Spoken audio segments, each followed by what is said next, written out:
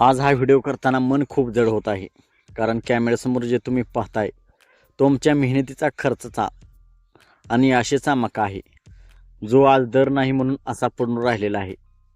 मका मित्रांनो, हा मका आम्ही रात्रीचा दिवस उन्हात घाम गाळून खूप खर्च करून उभा केला आहे. बियाण्याला पैसे, खताला पैसे, फवारणीला पैसे, पाणी, मजुराला पैसे, सगळं मिळून खूप मोठा खर्च झाला आहे. दर नाही ही खूप मोठी समस्या आहे. मक्याला दर नाही, व्यापारी मका घ्यायला तयार नाहीत. जो दर सांगतो त्या दराने खर्चही निघत नाही. म्हणून मित्रांनो, आम्ही हा मका गोणीत भरून असा मोकळ्या जागेत ठेवलेला आहे. आज शेतकरी निराश आहे, हताश आहे, पण तरीही गप्प बसलेला आहे.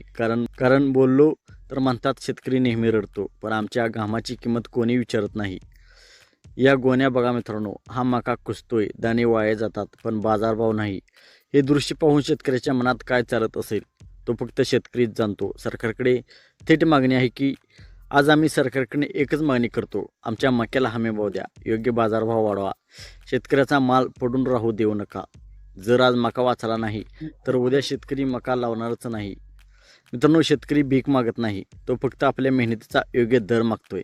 हा व्हिडिओ सरकारपर्यंत पोहोचवा, जास्तीत जास्त शेअर करा, शेतकऱ्याचा आवाज बना, कारण शेतकरी वाचाल तरच देश वाचेल. धन्यवाद.